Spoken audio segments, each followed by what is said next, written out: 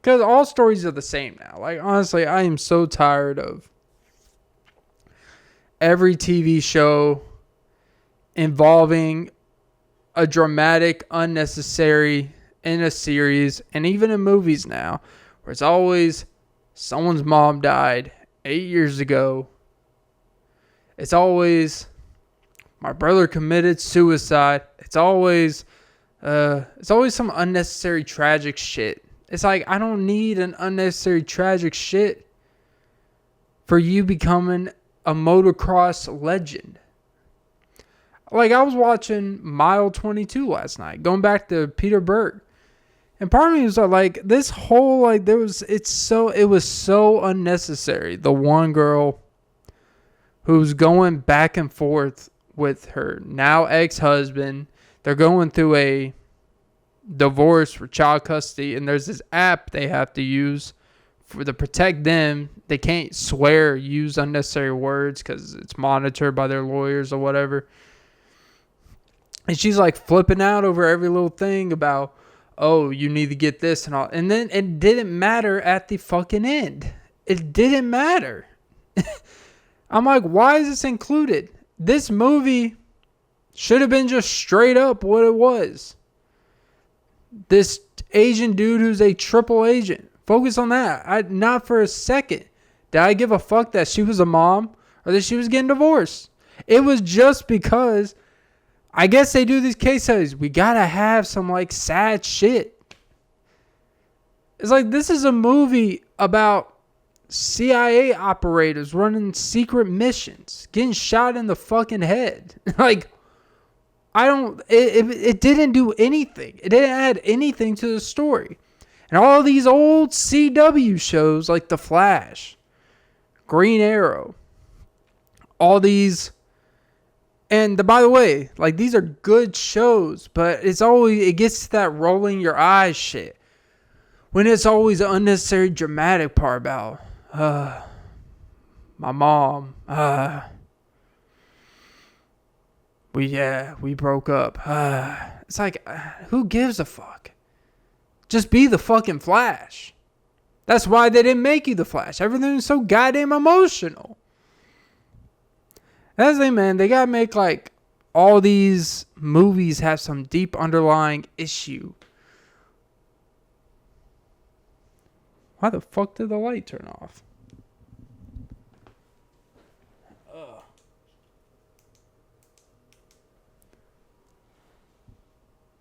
Sorry about that.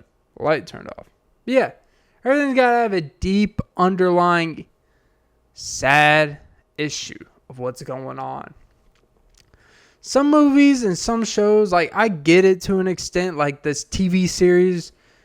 All right, like, I guess you gotta have some reason, a love interest and all this stuff, but you gotta understand what their motives are. But the thing is like, every show is the same goddamn motive. I feel like these people, they write these series, they write the movies and whatever.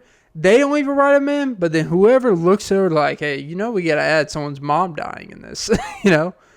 We gotta add that someone lost their wife 4 years ago. We just have to, man. This is what the people want. They're force feeding us sadness. Like, if I want to watch sadness, I'll watch fucking, I don't even know, just 7 Pounds. That shit was sad. Like, if I want to be sad, I'll watch Marley and Me. I don't need to watch. Like, when I'm watching The Flash, when I'm watching, CSI, I don't give a fuck about. It's just, they overblow the situation. It's like everything is the fucking same. And it goes across even foreign shows. I'll be overhearing my girlfriend's shows.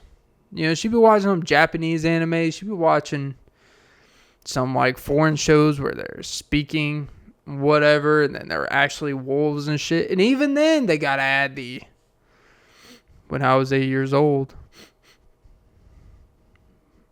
my brother said I wasn't shit. No, we don't have a good relationship. And all of a sudden, they meet their dad 4 episodes later. They run into them, trying to connect with them. And then they realize their dad's not even their dad. It's a possessed being that someone's pretending to be their dad. And then they use some fake emotion to disattach the connection. And it's like, what the fuck? You could have used anything else.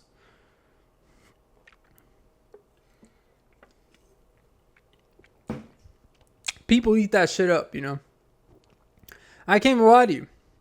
I used to like watching the shit. I went on a marathon binge years ago on Netflix. One Tree Hill. I'm not gonna lie. Yeah, that's a pretty sus show for a man to watch. But I'm not gonna lie. They have a formula that keeps you coming back. And that's what kept me coming back. I gave a fuck about Nathan and Lucas. I think those were their names. Nathan and Lucas, yeah.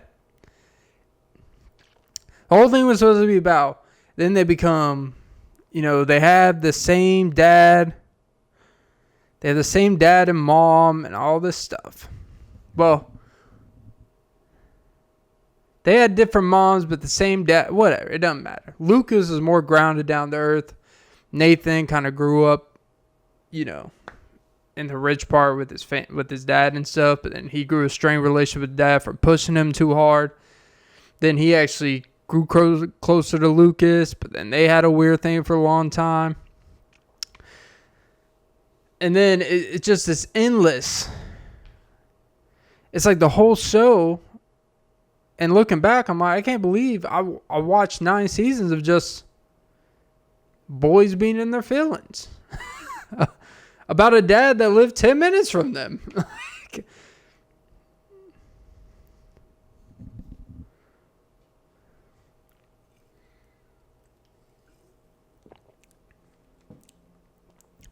The unnecessary drama, man, it gets you every time. But we're suckers for it. You know, I complain about it, and yet I can say they shouldn't. It doesn't have to be so apparent. I think the issue with it, when it's in every show and movie, it feels formulaic, and it takes the attachment to the creator of the show that. It makes when it starts feeling like a bunch of other shit that you've watched, it kind of takes that uniqueness out of it.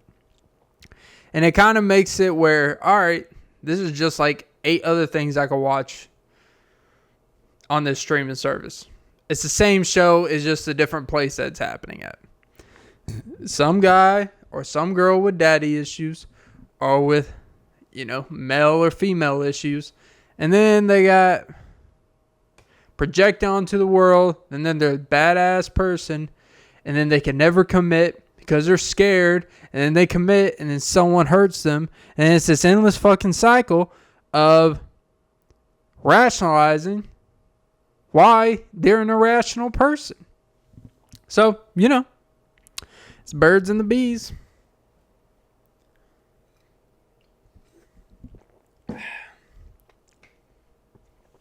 So, yeah.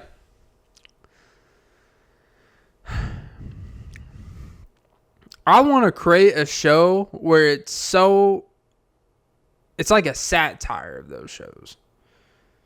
You know, they do like those stupid parody movies. They don't really do them anymore. They went on a run in the mid-2000s. Or like epic movie. Started with scary movie. Then they tried to do like the epic movie. And all these other where it's like compilation parodies of movies within a movie. And looking back, they all sucked ass. With the exception of Scary Movie, they all sucked ass. Not any of them were funny in the slightest bit.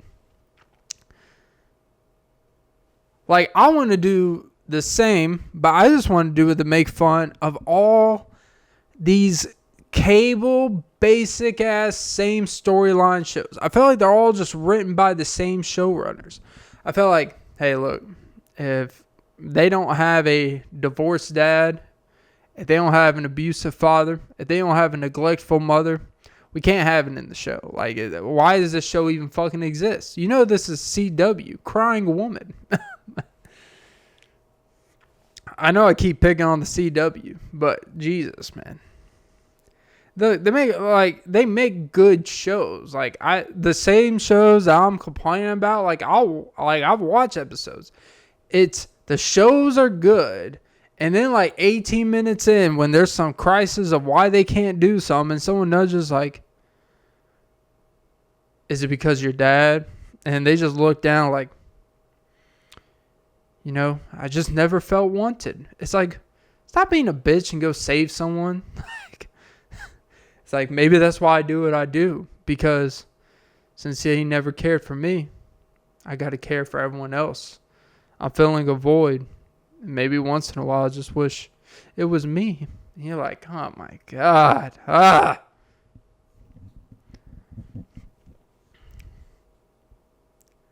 Just entertain me. God damn it. Like,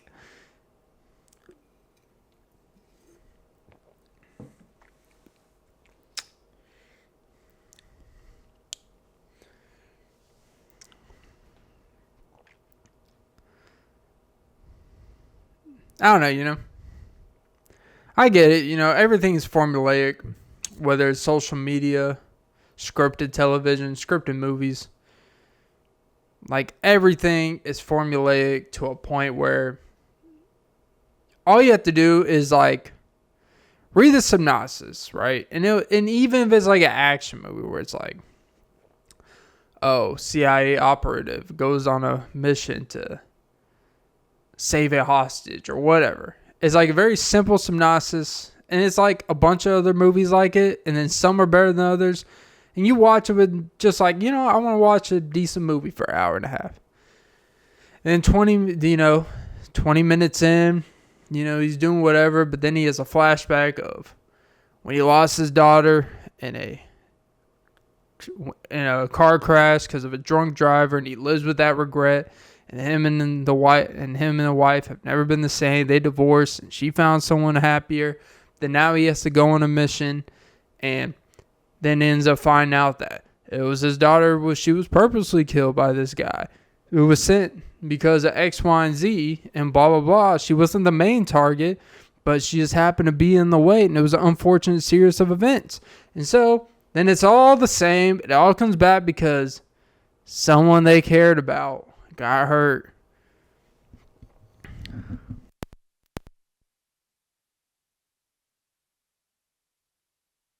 For the movie.